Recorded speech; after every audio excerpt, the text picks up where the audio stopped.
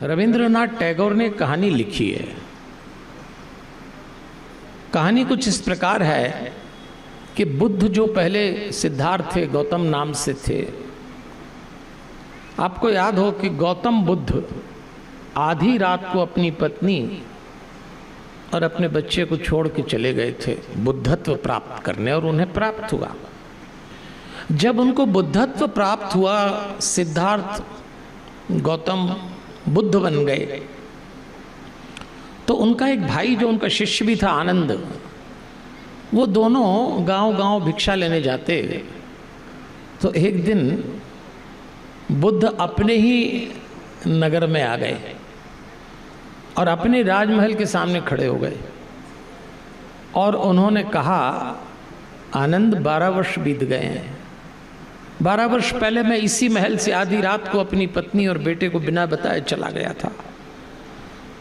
आज मैं यहीं भिक्षा लूंगा। आनंद, तुम जाओ, मुझे थोड़ा एकांत दो।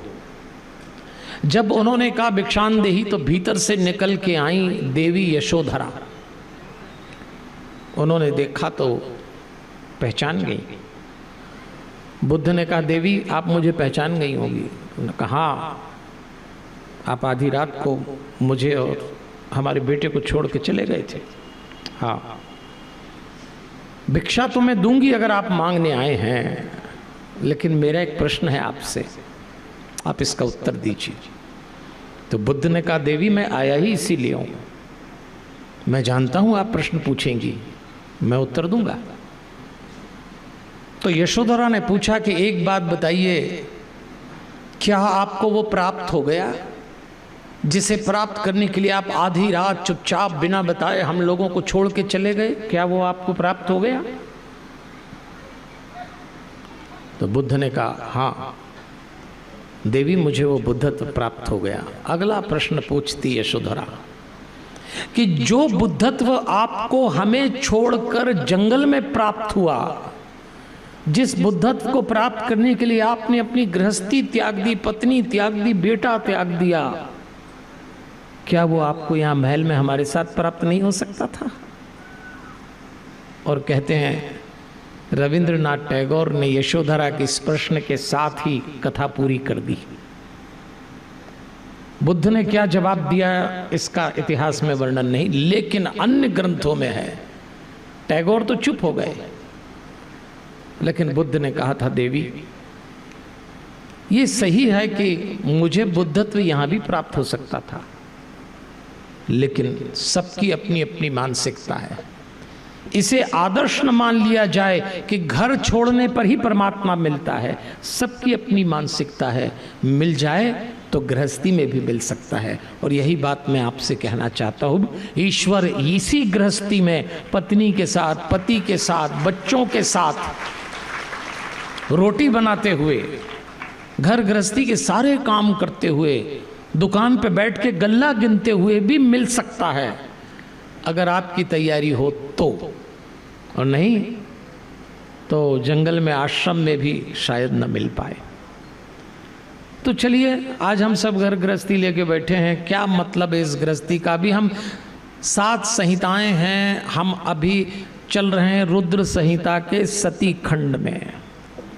देवियों और सज्जनों, आपको याद हो कल भगवान विवाह करके सती देवी को लेकर आए। अब पति पत्नी आए, अब दाम्पत्य शुरू हुआ, तो जरा वार्तालाप सुनना आप दोनों का। मैं एक भी बात मन से नहीं बोलूँगा, जो शिव पुराण में लिखा है वही आपको बताऊँगा। सती जी ने सब व्यवस्था देखी कैलाश पे, बाबा भोलेनाथ की दुनिया तो जोरदारी थी। सती जी ने देखा तो एक दिन अपने पति से बोली कि पशु पक्षी भी अपना ठिकाना और घोंसला बना के रहते हैं, बिना घर के शांति कैसे पाएंगे? तो क्या हमारी ऐसी कट जाएगी? ये क्या है ये सब? अब भोलेनाथ ने कोई महल घर तो बना के रखा नहीं था, इनको चिंता हुई तो घरवाली आके सबसे पहले घर ही संभालती है। तो उसने कहा कि कैसे चलेंगे?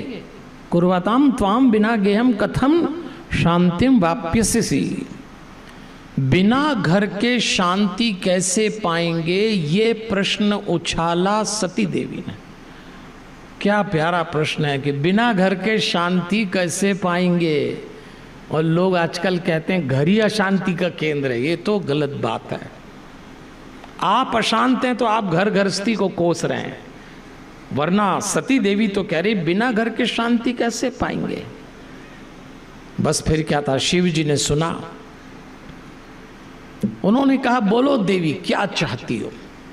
आप कह रही घर बसाएं तो कहां बसाना है, बोलो कैलाश पे, हिमाचल में, आप कहो तो काशी में। मैं आश्वस्त करता हूं आप जहां बोलेंगी मैं वहां गृहस्थी बसा दूंगा, घर बना दूंगा। बोलिए कहा करना। देखो आप शिव जी, पति पत्नी के वार्तालाप में अगर असहमति भी हो तो उसको प्रकट करने में मर्यादा होना चाहिए। असहमति तो होगी, सहमति तो होना ही चाहिए। इन्होंने घर मांगा, उन्होंने कहा बोल क्या मांगते। और ध्यान रखना, घर बनाना और घर बसाना दो अलग अलग बातें हैं। जब आप घर बसाते हैं तो उसमें रिश्ते निभाने की सबसे बड़ी चुनौती होती है। ये आसान काम नहीं रिश्ते निभाना, इसमें झुकना पड़ता है, इसमें अकड़ को तोड़ना पड़ता है। जिनके भीतर अकड़ होगी वो जिंदगी में घर परिवार में रिश्ते नहीं निभा पाएंगे। आप जब भी कोई रिश्ता निभाने जाएंगे आपको अपनी अकड़ को गिराना पड़ेगा। देखो सोना गलाते हैं तो आभूषण बनते हैं, ये कायदा है, और अकड़ गलाते हैं तो रिश्ते बनते हैं। अगर आपको रिश्ते निभाना है तो अपनी अकड़ को गलाना पड़ेगा, गिराना पड़ेगा। और रिश्ते निभाने में एक महत्वपूर्ण बात यह है, एक सिद्धांत है बड़ा प्यारा, और वो सिद्धांत है कुछ बातें होने दीजिए, होने दीजिए, घटता रहेगा। लेकिन अगर आप सोचो जो मेरी पसंद का वो घटे रिश्ते में, तो ऐसा नहीं हो सकता। एक बहुत छोटा सा सूत्र दे रहा हूं आपको, अगर रिश्ते निभाना हो, छोटा सा सूत्र है, रात गई बात गई। नियम बना लो आप। किसी ने कुछ बोला, किसी ने देखा, किसी ने नहीं देखा, कुछ हुआ, रात गई बात गई, नया दिन शुरू करेंगे। अगर गठान बांध ली तो यही वैकुंठ नरक हो जाएगा देवियों और सज्जनों, यही वैकुंठ। इसीलिए आज रिश्तों की समझ नहीं है।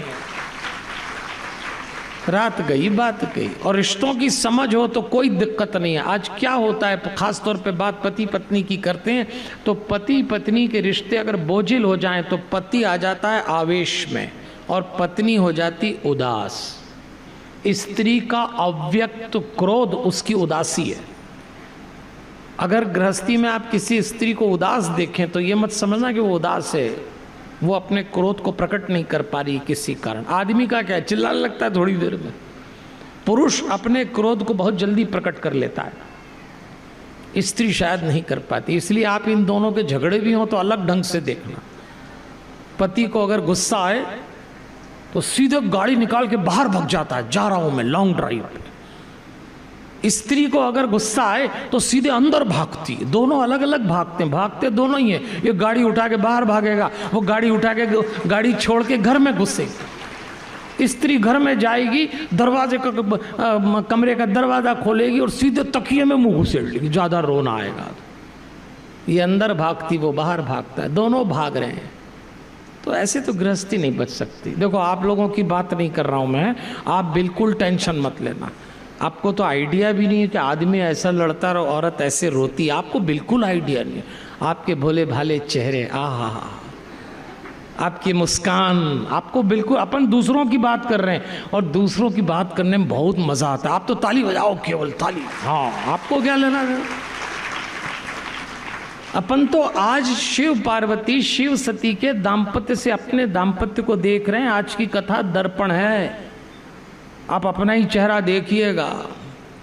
इसलिए हम तो आपसे निवेदन करते हैं कि पति पत्नी के बीच के संबंधों को थोड़ा समझते चलते हैं।